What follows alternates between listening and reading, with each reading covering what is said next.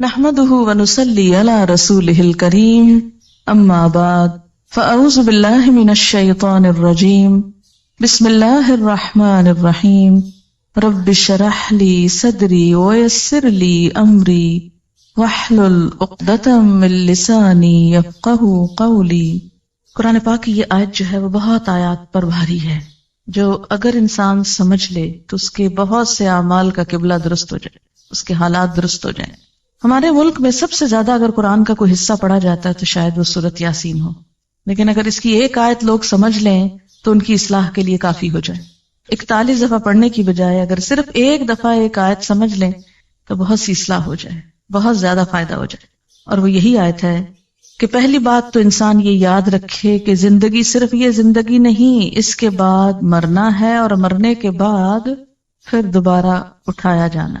انا نحن نحیی الموتى، موتا کس کی جمع ہے؟ میت کی۔ ساری میتوں کو پھر اٹھائیں گے، سب مرنے والوں کو زندہ کریں گے، اور سب مرنے والے اپنے پیچھے جو آثار چھوڑ کے جا رہے ہیں اور زندگی میں جو کر کے جا رہے ہیں وہ سب بھی ہم لکھ رہے ہیں، اور ایسی کتاب میں لکھ رہے ہیں جو بالکل صاف ستھری واضح، جس کا ہر لفظ اور ہر لائن پڑھی جاتی ہے۔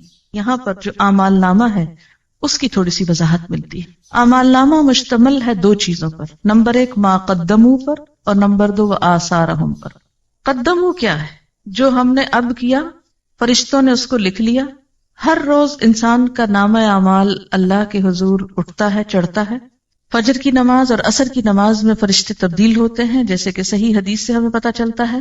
جو کچھ انسان کرتا ہے وہ ساتھ لے جاتے ہیں، یا نہیں چھوڑ کے جاتے۔ دن بھر کی جو سیل ہوتی ہے، وہ جو کاروبار ہوتا ہے انسان کا، اس کی ساری رپورٹ لے جاتے ہیں اللہ کے حضور۔ یہ کمایا ہے تیرے بندے نے آج، یہ کیا ہو گیا؟ قدمو۔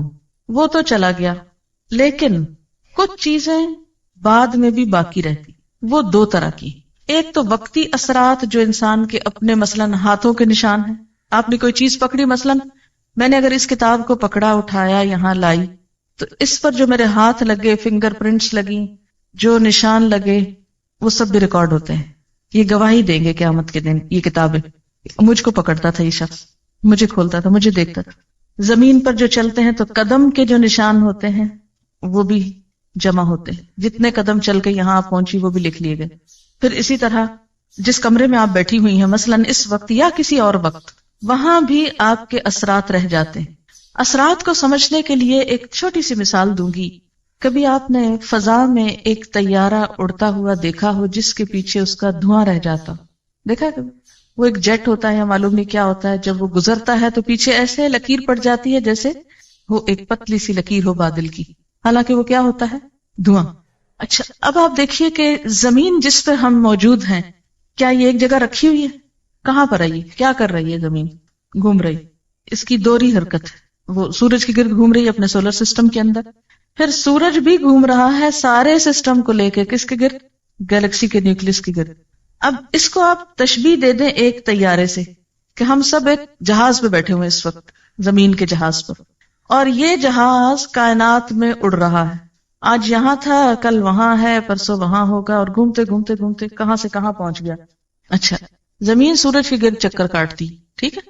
ایک سال میں زمین سورج کے گرد چکر لگاتے ہوئے 59 کروڑ میل سفر طے کرتی۔ گویا ہم سب اس زمین پہ بیٹھے ہوئے سال میں 59 کروڑ میل سفر کر چکے ہوتے ہیں، کائنات کا، خلا کا۔ جہاں جہاں سے وہ گزری، ہمارے اثرات فضا میں پرنٹ لگتے گئے، ہر جگہ لگ رہے ہیں۔ پوری فضا کے اندر ہمارے پرنٹس موجود ہیں، جو ہم زمین پہ کھڑے، بیٹھے، لیٹے، سوئے، جاگے، ہر جگہ لگا رہے ہیں آثار۔ یعنی یہ فضا اس وقت جو یہاں ہے، یہ ہر وقت یہاں نہیں ہوتی۔ ہم ہر وقت اس کمرے میں تو ہیں، لیکن اس کے باوجود یہ جو ایٹماسفیئر ہے نا، یہ تبدیل ہوتا ہے۔ سورج اور ہمارے درمیان کا جو خلا ہے نا، یہ چینج ہوتا رہتا ہے ہر وقت۔ جہاں جہاں ہم جاتے ہیں، زمین کے اوپر بیٹھ کے وہ کائنات کے اندر وہاں گھوم رہے ہیں ہم، اور ہر جگہ ہمارے پرنٹس لگے جا رہے ہیں۔ اب آپ دیکھیں کہ جو لوگ اچھے پرنٹس بنا رہے ہیں وہ بھی لگ رہے ہیں، اور جو لوگ غلط کاموں کے اوپر ہاتھ لگا رہے ہیں، حرام چیز پکڑی آپ نے ہاتھ سے، لگ گیا نا آپ کا ہاتھ، اس پہ پرنٹ پڑ گیا نا۔ آپ کی چیز نہیں، آپ اس کو پکڑے پھرتے ہیں، وہ بول اٹھے گی قیامت کے دن، یہ میرا قلم نہیں تھا، یہاں بہت سے جوتے رکھے ہوئے رنگ رنگ کے طرح طرح کے قیمتی نئے پرانے، آپ کہتے واہ رے یہ کیا جوتا غضب کا ہے، اٹھا لے جاؤ گھر، خوشی سے پہن جائیں. لیکن ہوگا کیا؟ جس جوتے کے ساتھ جو آپ کا نہیں اور آپ اسے پہن کے لیے پھرتے ہیں، جہاں جہاں وہ جوتا پڑ رہا ہے آپ کے پاؤں کے ساتھ آپ کے خلاف نشان لگ رہے ہیں. مالک کا تو آپ نے ایک نقصان کیا نا کہ اس کا چند 100 روپے یا 1000 روپے کا جوتا آپ نے چرا لیا، لیکن سوچیں کہ بدلے میں آپ نے اپنا نقصان کتنا بڑا کیا، کتنے نشان لگوا دیے حرام کی چیز کے ساتھ. کوئی بھی چیز جو آپ کی نہیں کسی کی ہے، آپ نے لے رکھی ہے، قبضہ جما رکھا ہے، غصب کر رکھا ہے، آپ کے ہاتھوں کے نشان جو اس پر ہیں اور اس چیز کے نشان جو آپ پہ پڑے، قیامت کے دن یہ بول اٹھے گی چیزیں. آپ صلی اللہ علیہ وسلم فرمایا تھا نا کہ کوئی قیامت کے دن سال میں نہ آئے کہ اس کے کندھے کے اوپر ایک بکری لدی اور ممیاں آ رہی ہو اور گھوڑا ہو ننا رہا ہو اور یہ کہ یا رسول اللہ میری مدد کیجیے، تو میں مدد نہیں کروں گا، میں آج بتا کے جا رہا ہوں کہ کسی کا ناحق مال مت چرانا.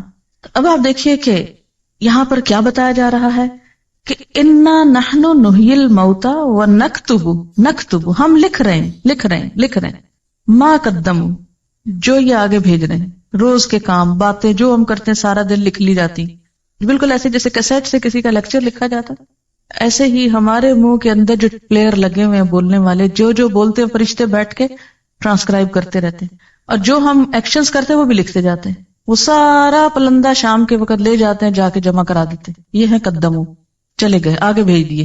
خود ابھی ادھر بیٹھے ہیں لیکن روز آگے بھیج رہے ہیں، آگے جانے سے پہلے وہاں بھیج رہے ہیں اپنے اعمال.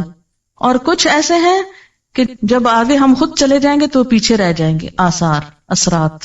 وہ اثرات 2 طرح کے ہیں. ایک کون سے؟ جو ہم ہر وقت لگا رہے ہیں اپنے سراؤنڈنگ میں، ہر طرف کیمرے فٹ ہیں، تصویریں کھینچ رہی ہیں ہماری مفت میں. اور دوسرے جو آئندہ نسلوں پر آنے والے اثرات ہیں، ایک موجودہ اثرات اور ایک آئندہ نسلوں پر آنے والے اثرات. ایک تو وہ امپریشنز جو آپ آج کل آگے پیچھے چھوڑ رہے ہیں. اچھا، کوئی بھی انسان جو آپ کو دیکھتا ہے تو آپ کا ایک امپریشن پڑتا ہے نا اس پر. یہ ٹرم تو بہت استعمال ہوتی ہے نا، ہے پتہ نہیں کیسا امپریشن پڑا ہوگا. یہ امپریشن جو ہے یہ آثار ہیں. جو آپ کا امپریشن پڑ رہا ہے آگے پیچھے دائیں بائیں، یہ آپ کے اثرات ہیں. آپ کی شخصیت، آپ کا مزاج، آپ کی گفتگو، آپ کا بیہیویئر، آپ کا لین دین معاملہ، جو کچھ ہے، اس کے جو اثرات دوسروں پہ پڑ رہے ہیں وہ بھی لکھے جا رہے ہیں. بعض اوقات ایسا ہوتا ہے نا، بظاہر ہم بہت شریف نیک انسان نظر آتے ہیں لیکن اندر سے ایسی جڑیں کاٹتے ہیں لوگوں کی بیٹھ کے، ایسے ایسے حسد بغض سینوں میں پالے ہوئے ہیں کہ جس کی وجہ سے دوسروں کو ہم پیچھے کاٹ پھینکتے ہیں. جو بھی آپ کا امپریشن سب گئے. پھر یاد رکھیے کہ ہمارے عمل صرف وہ نہیں جو ہم نے وقتی کر لیے، بلکہ ان کا ایک ایور لاسٹنگ ایفیکٹ بھی معاشرے پہ پڑ رہا ہے. اور وہ کیا ہے کہ ہمارے بعد ہمارے بچے کیا کرتے ہیں. یہ ہم اثرات چھوڑ کے جا رہے ہیں نا. بچے ہمارے کیا ہیں؟ ہمارے آثار ہیں، نشان ہیں. جب کوئی ماں فوت ہو جاتی ہے تو بچوں کو دیکھ کے کیا کہتے ہیں؟